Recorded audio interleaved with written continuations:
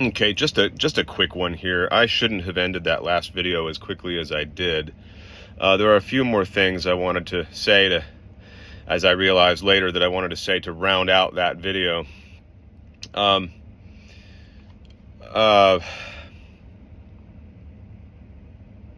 One point that could have been used to marshal support for the fact that this is a Judeo-centric community is, in addition to the 3 points I made there in that previous video, is also the obvious one that the heavenly city that comes out of heaven from God down to earth in Revelation 21 to 22 is precisely named after Jerusalem. It's the New Jerusalem that replaces the old Jerusalem.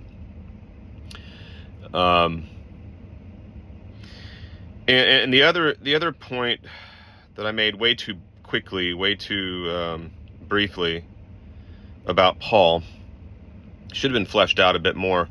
I brought up the letter to Thyatira and the comment it made about, every letter to every church, each of the 7 churches brought up, it would praise them for the good things they did, but it would bring up something against them, typically that they were not doing correctly, or that they were doing that they shouldn't have been doing. One had to do with the eating of meat sacrificed to idols. I brought that up as a point to show, as a point of evidence, that Revelation is written by a Jamesian community rather than from a Pauline community. They would have been in opposition to Paul because of his lax stance toward meat sacrifice, the consumption of meat sacrificed to idols. What I should have said by way of expansion on that is, it is significant in and of itself that the letters are being addressed to the 7 churches of Asia Minor, because it's in the book of Acts that an angry horde of diaspora Jews from Asia bring charges against Paul for having taught and preached that the Jews no longer needed to keep the law. So these Jews had heard Paul's preaching in Asia, and they exposed him when they happened to be in Jerusalem, and Paul happened to be in Jerusalem at the same time.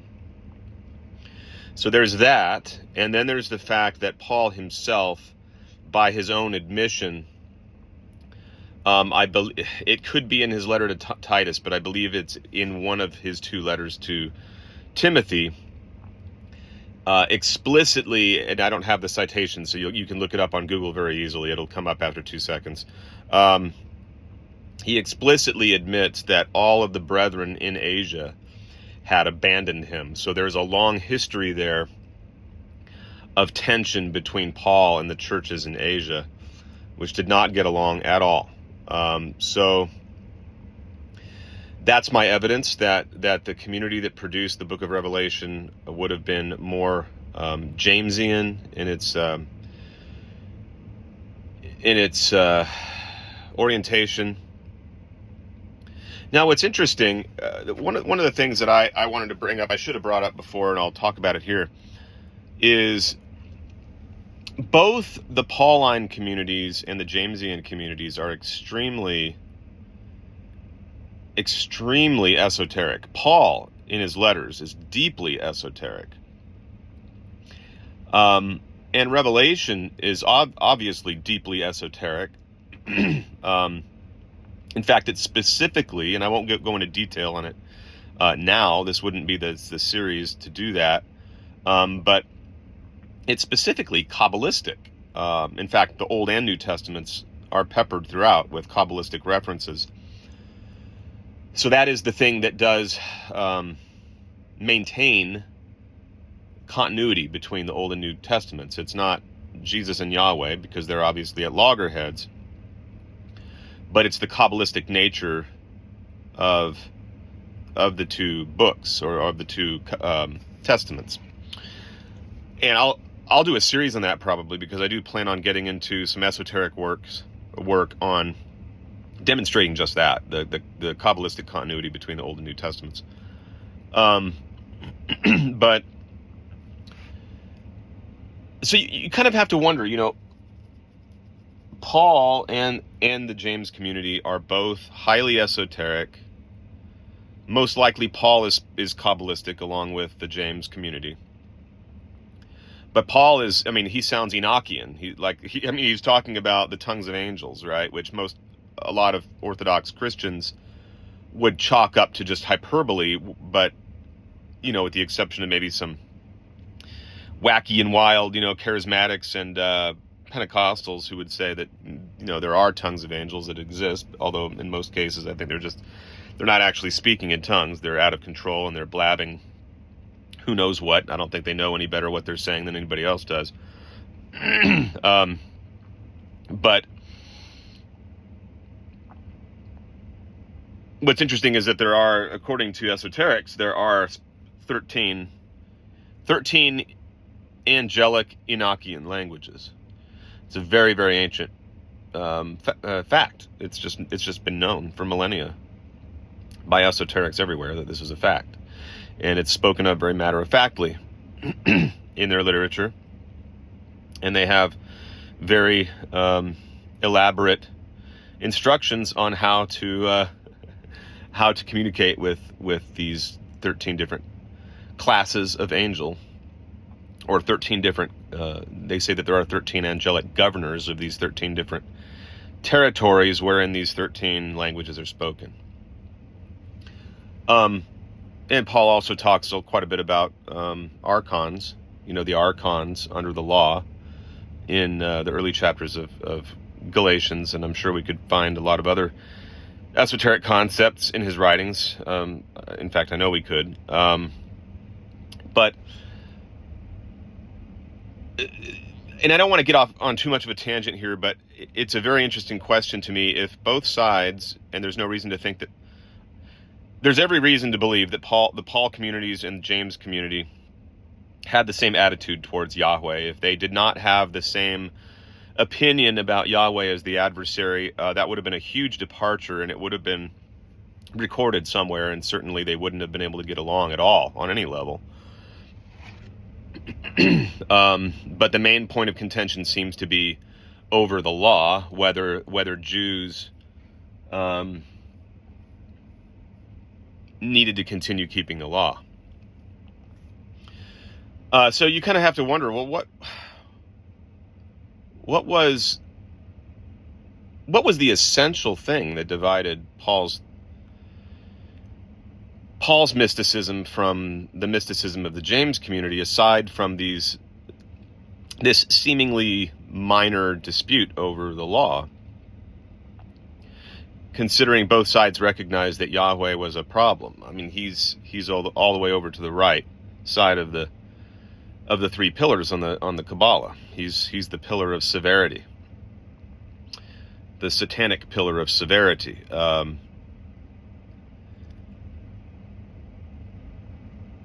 It kind of makes you wonder, does the fact that the early Christians taught that Yahweh was evil, would it change our perspective necessarily? It doesn't necessarily, but could it change the reasons Christians have traditionally assumed for Paul's persecution of that early community before his so-called conversion? And I say so-called because it may or may not have been genuine. It may or may not have been sincere. There could have been, I still maintain, that there could very well have been a political agenda behind his conversion. That doesn't mean he wasn't genuinely a genuine exponent of mysticism or of the esoteric tradition, but there could very well have been a political reason for his wanting to operate more or less independently of the apostles and criticize outside the domain of James in Jerusalem, criticize that community's emphasis on the law for Jews. I think there was a deeper reason for that. I'm not going to, speculate here because I'd like to give it a lot more thought before I just throw something out there. But Um, but it's taken as a matter of fact by Western esotericists. In fact, I was just reading a book entitled Mystical Kabbalah not that long ago by Dion Fortune, who says it as well. And she's not the only one who does that. The Book of Revelation has just always been known among esotericists to be a very esoteric book that has very little to do with anything traditional Christians think that it's about. So there's also the fact that the Gospel of Thomas, which has some very hermetic, it's a hermetic book. It has several hermetic tropes throughout. And I think it does come, I think a lot of these Thomas quotes, they may actually be the Q source or part of the Q source from which the Gospels derive many of their quotes from Jesus, at least his core quotes from this, from early in his ministry, and in particular the Sermon on the Mount. A lot of the narrative was kind of added later, but I think a lot of that early essential preaching and teaching is found in the Gospel of Thomas. And what's interesting about that is Jesus is explicitly passing the baton on to James, the leadership of the church to James in that text. He's giving his stamp of approval to James in very glowing terms. So if those are genuine statements, if those are genuine passages, texts, it would seem that that would explain why Paul wasn't particularly interested in Jesus as an historical figure.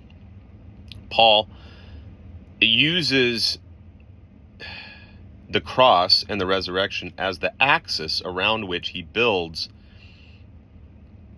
this elaborate mysteriological, cosmological, and theological system of philosophy. But he isn't interested in the apostles themselves, even though they walked with Jesus on this earth, at least according to the gospel accounts. That's assuming that Jesus wasn't just a myth, and I don't think he was.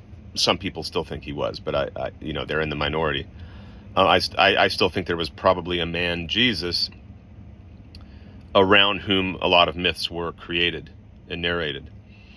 There were certainly things he did that would have garnered attention, that would have attracted notice, as well as devotion.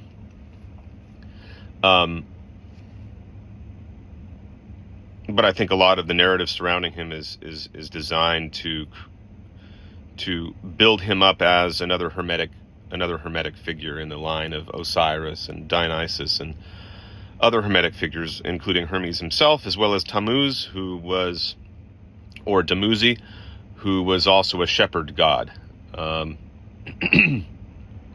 Again, I think that Jesus came to he obeyed the law, even while preaching against certain aspects of it in the Sermon on the Mount, in order to free the Jews from their contractual bondage to Yahweh, from the Archon Yahweh.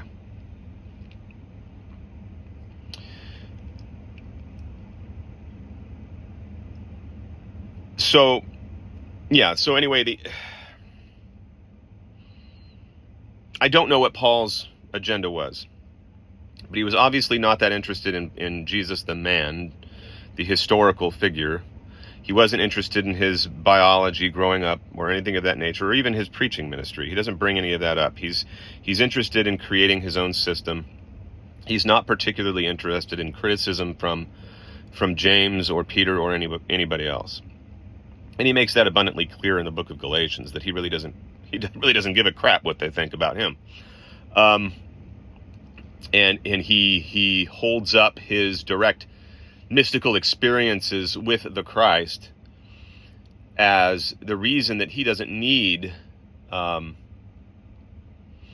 consult anyone for advice, because he has a direct line, so to speak, to the Christ through these mystical visions of his.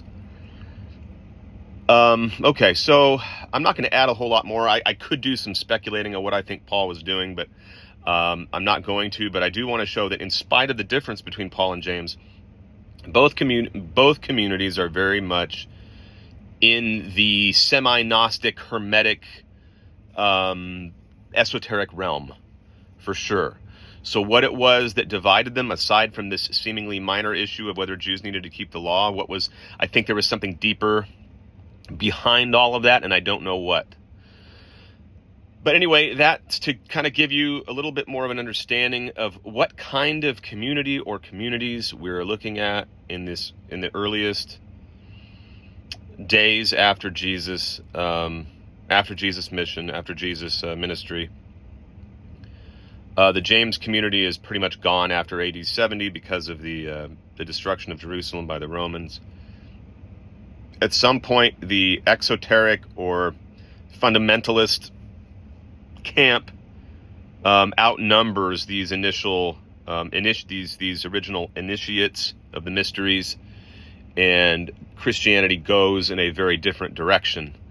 And then eventually the church accepts Revelation, the book of Revelation, without really knowing what it has brought into its bosom. It has no idea that this is an anti-Yahweh device, albeit a cryptic one. So that will do it for this video, and it won't be long before we get started with my video on kind of speculating a little bit about what Lucifer's agenda could be, i.e. Christ's. I do tend to see Christ belonging to the lineage of the Anunnaki, as being one of the Elohim, or one of the gods.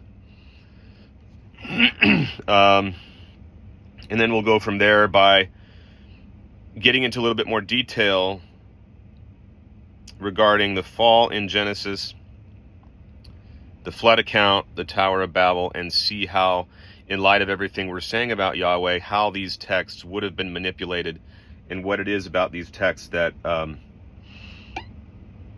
give us reason to believe that in many cases the reverse of what is being narrated is actually probably closer to the truth.